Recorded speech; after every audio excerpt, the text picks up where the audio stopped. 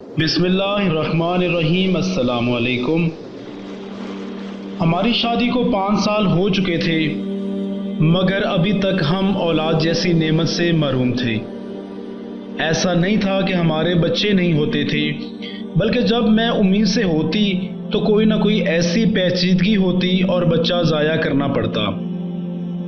پچھلی بار مجھے ڈاکٹر نے کہا تھا کہ یہ پیچیدگی کسی نہ کسی میڈیسن لینے سے ہو جاتی ہے۔ چند ماہ بعد جب میں پھر امید سے ہوئی تو میں نے سوچ لیا کہ اس مرتبہ کوئی میڈیسن نہیں لوں گی۔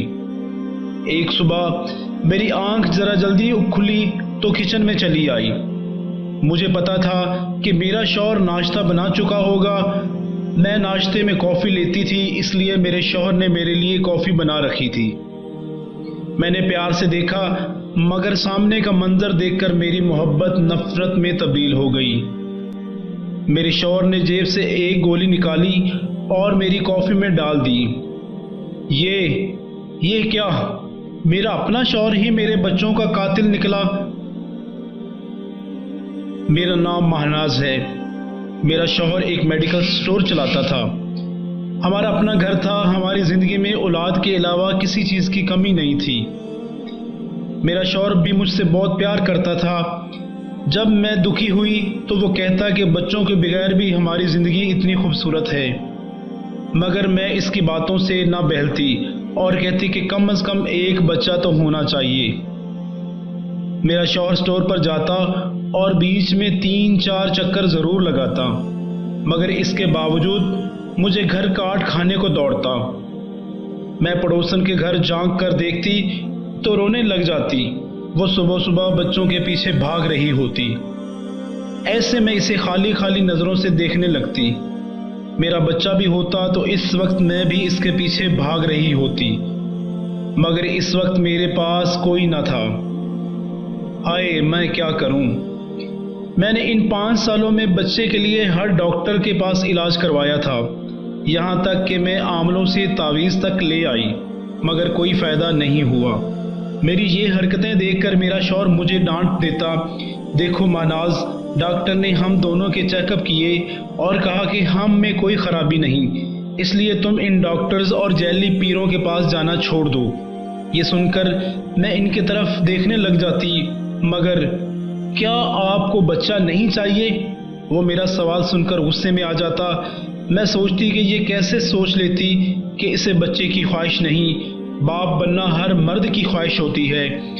پھر وہ اپنے والدین کی اکلوتی اولاد تھا، اس نے تو بہن بھائی کا پیار بھی نہیں دیکھا تھا، اسے تو یہ خوشی دیکھنے کی جلدی ہوگی، اس لیے میں چاہتی تھی کہ جلد از جلد ہمارے بچے ہو جائیں۔ یہ بات میں اچھی طرح جانتی تھی کہ ہمارے معاشرے میں اس عورت کی کوئی حیثیت نہیں ہوتی جس کی اولاد نہ ہو۔ ہر مرد اس لیے شادی کرتا ہے کہ اس کے بچے ہوں اور اس کی نسل آگے بڑھے۔ اس لیے مجھے یہ خوف ڈر لگا رہتا تھا کہیں میرا شوہر مجھ سے تنگ آ کر چھوڑ نہ دے، کہیں وہ بچوں کے لیے دوسری شادی نہ کر لے۔ آخر وہ مرد تھا، اس کے پاس پیسہ بھی تھا، وہ چاہتا تو دوسری شادی کر سکتا تھا۔ مجھے اپنا گھر اور اپنا شوہر بہت پیارا تھا۔ میں اپنے شوہر کی زندگی میں اور اپنے گھر میں کسی اور عورت کا تصور بھی نہیں کر سکتی تھی، اس لیے میں رات دن کوشش کر رہی تھی کہ کسی نہ کسی طرح میری گود بھر جائے۔ میں ماہانہ چیک اپ کے لیے اپنے ڈاکٹر کے پاس گئی تو اس نے مجھے بتایا کہ ہر بار پیچیدگی اس لیے ہوتی ہے کہ تم کوئی غلط میڈیسن استعمال کرتی ہو۔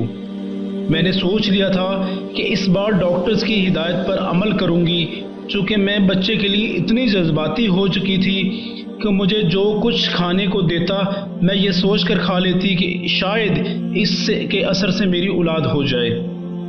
میں نے اس کے لیے شہر کا کوئی ڈاکٹر اور عمل نہیں چھوڑا تھا۔ چند مہینوں بعد میں پھر امید سے ہو گئی۔ میری خواہش کا کوئی ٹھکانہ نہیں تھا۔ میں دل چاہ رہا تھا کہ یہ خوشخبری ساری دنیا کو بتا دوں، مگر مجھے اس بار خاموش رہنا تھا۔ ایک صحت مند بچہ جنم دینا تھا، اس لیے میں نے سوچ لیا تھا کہ نہ ہی کوئی میڈیسن لوں گی اور نہ ہی یہ خبر کسی کے ساتھ شیئر کروں گی، حتیٰ کہ میں نے اپنے شوہر سے بھی یہ خبر چھپا لی۔ دن گزر رہے تھے اور اس مرتبہ سب کچھ ٹھیک جا رہا تھا۔ ڈاکٹر نے چیک اپ کے بعد مجھے بتایا کہ سب کچھ ٹھیک ہے، تم بس میری ہدایت پر عمل کرنا اور کوئی میڈیسن استعمال نہ کرنا۔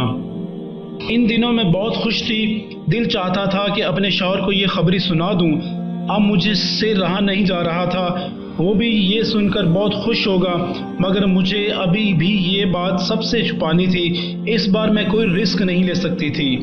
ایک دن میرے شوہر نے مجھے خوش دیکھ کر بوجہ پوچھی، مگر میں اس کی بات ٹال گئی۔ میں نے اس سے کہا کہ آج مجھے شاپنگ پر لے چلے، وہ مان گیا۔ شام کو میں اس کے آنے سے پہلے تیار ہو گئی، ہم نے ہوٹل میں کھانا کھایا اور پھر شاپنگ کے لیے چلے گئے۔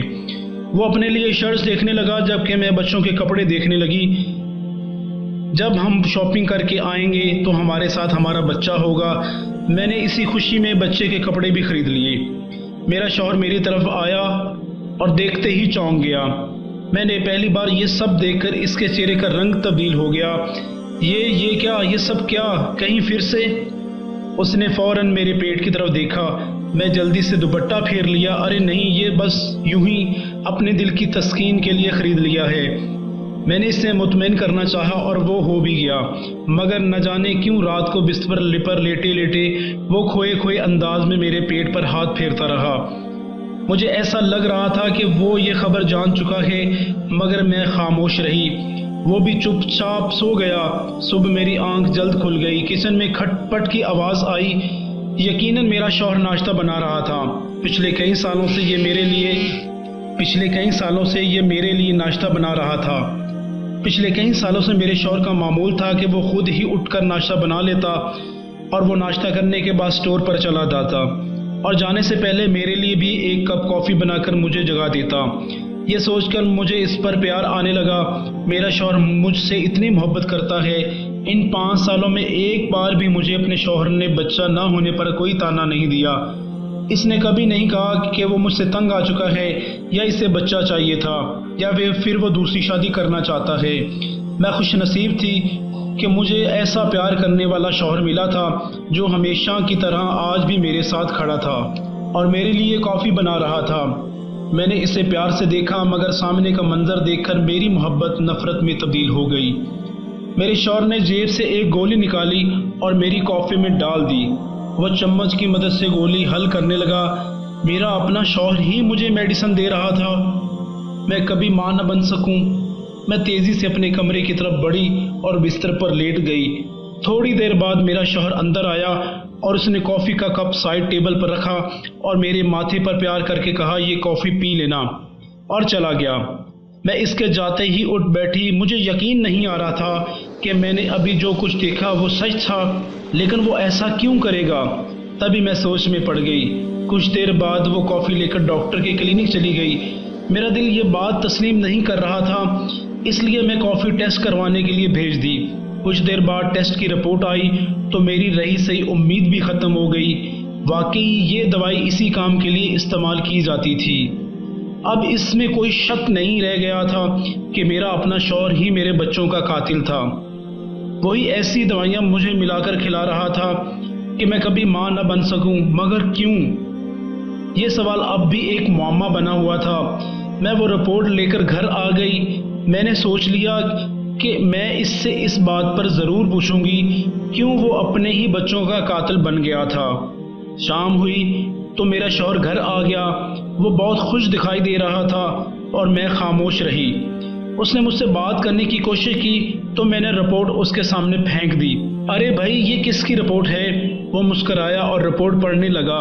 میں نے دیکھا اس کے چہرے کی رنگت بدلتی جا رہی تھی۔ اس نے مجھ سے کچھ کہنا چاہا، مگر میں نے چلا کر کہا، کوئی وضاحت نہیں، صرف اتنا بتا دو کہ تم یہ سب کچھ کیوں کر رہے تھے۔ میری بات سن کر وہ صوفے پر بیٹھ گیا اور بچوں کی طرح پھوٹ پھوٹ کر رونے لگا۔ میں یہ دیکھ کر حیران رہ گئی کہ مجھے اپنے شوہر سے اس چیز کی توقع نہیں تھی۔ میں فوراً اس کی طرف بڑھی اور پیار سے کہا، بتاؤ کیا بات ہے؟ مہناز، میں تمہارا مجرم ہوں اور میں اپنا جرم مانتا ہوں، اس لیے تم مجھے چاہو سزا دے دو۔ اس نے میرے سامنے ہاتھ جوڑ دیے۔ میں ہکا بکا اس کی صورت دیکھنے لگی، لیکن مجھے بتاؤ تو صحیح کہ تم یہ گناہ کیوں کر رہے تھے؟ یہ سن کر وہ کہنے لگا، میں نے تم سے جھوٹ بولا تھا کہ میں اپنے والدین کی اکلوتی اولاد ہوں۔ میرے پیدا ہونے کے 8 سال بعد ماں نے ایک ایسے بچے کو جنم دیا جو تیسری جنس سے تھا۔ میرے والدین نے اسے جنم دیا تھا، اس لیے وہ اسے میری طرح پیار کرتے تھے۔ جو وہ بڑا ہوتا جا رہا تھا مجھے اس سے نفرت ہونے لگی، کیونکہ جب وہ ساتھ باہر نکلتا لوگ ہنستے تھے، میرا مذاق اڑاتے تھے۔ میں ہائی اسکول میں پڑھتا تھا جب ماں نے کہا کہ اسے تمہارے ساتھ سکول داخل کرنا ہے۔ یہ سن کر میں بتک گیا۔ سکول میں میری بہت عزت تھی۔ میں نے سوچا کہ اگر میرے اسکول گیا تو میرے کلاس فیلو مجھ پر ہنسیں گے، اس لیے میں نے ماں سے کہا کہ اسے کہیں ساتھ نہیں لے کے جاؤں گا۔ میری ماں نے مجھے تھپڑ مار کے کہا یہ میری اولاد ہے اور میں اسے نہیں چھوڑ سکتی۔ ماں نے مجھے پہلی بار تھپڑ مارا تھا، مجھے غصہ آ گیا۔ میں نے اگلے دن اسے اپنے ساتھ لیا اور بہت دور چلا گیا۔ وہ ابھی چھوٹا تھا، میرے ساتھ چل پڑا۔ جب ہم بہت دور نکلے تو اچانک آگے سے ایک ریلوے اسٹیشن آ گیا۔ میں نے دیکھا گاڑی جانے والی تھی۔ میں نے اس سے گاڑی میں چڑھا اور اسے کہا کہ ایک سیٹ پر بیٹھ جاؤ۔ میں اس کے لیے کچھ سامان، کچھ چیزیں لینے کے لیے نیچے اتر آیا۔ میں یہ کہہ کر گاڑی سے نیچے اترا ہی تھا کہ میں وہاں تب تک کھڑا رہا جب تک گاڑی وہاں سے چل نہ سکی۔ میں واپس گھر آیا تو ماں نے پوچھا کہ وہ کہاں ہے۔ میں نے کہا میں اسے بہت دور چھوڑ آیا ہوں اور اب وہ کبھی ہمارے پاس واپس نہیں آئے گا۔ یہ سن کر ماں رونے لگی، چلانے لگی اور واقعی اس دن کے بعد وہ کبھی گھر واپس نہیں آیا۔ ماں مرتے دم تک دروازے کو دیکھتی رہی۔ ایک دن مجھ پر بہت غصہ آیا اور کہنے لگی کاش تمہاری بھی ایسی اولاد پیدا ہو، تم یہ دیکھو، تم یہ دکھ دیکھو۔ یہ کہہ کر ماں چپ ہو گئی اور ایک ہفتے بعد مر گئی۔ مجھے نوکری ملی تو میں نے شادی کر لی، مگر میں نے سوچ لیا کہ کبھی بچے کو پیدا نہیں کروں گا، کیونکہ میں نہیں چاہتا تھا کہ میری ایسی اولاد ہو۔ مجھے لگتا ہے کہ میری ماں کی بد دعا میرا پیچھا کر رہی تھی۔ یہ کہہ کر میرا شوہر رونے لگا اور میں اپنا سامان اٹھا کر گھر سے باہر نکل آئی۔ اس کی یہی سزا تھی کہ وہ اکیلا تنہائی اور اذیت کی زندگی سہے۔ اس نے ماضی میں جو کچھ کیا تھا اس میں میرا کوئی قصور نہیں تھا، اس لیے یہ سزا مجھے کیوں ملتی؟ میں اپنے میکے آ گئی، دن تیزی سے گزرنے لگے۔ مجھے اپنے رب پر پورا یقین تھا کہ میرا بچہ بالکل ٹھیک ٹھاک ہوگا، اور پھر یہی ہوا۔ میں نے ایک بیٹے کو جنم دیا۔ میں بہت خوش تھی اور اداس بھی تھی کیونکہ مجھے اپنے شوہر کی یاد آ رہی تھی۔ تبھی نرس نے مجھے اطلاع دی کہ میرا شوہر آیا ہے۔ میں جلدی سے آنکھیں موند لیں اور سوتی بن گئی۔ وہ کمرے میں آیا تو بڑی بے تابی سے بچے کی طرف دیکھنے لگا۔ اس نے اپنے بیٹے کو سینے سے لگایا اور رو دیا۔ بے شک مائیں غصے میں بہت کچھ کہہ دیتی ہیں، مگر وہ کبھی اپنی اولاد کو بد دعا نہیں دیتی۔ دوستو، یہ چھوٹی سی موٹیویشنل اور مورل سٹوری اگر آپ کو پسند آئی ہو تو ہمارے چینل کو ضرور سبسکرائب کریں اور اپنے دوستوں کے ساتھ شیئر کریں۔ اللہ حافظ و ناصر۔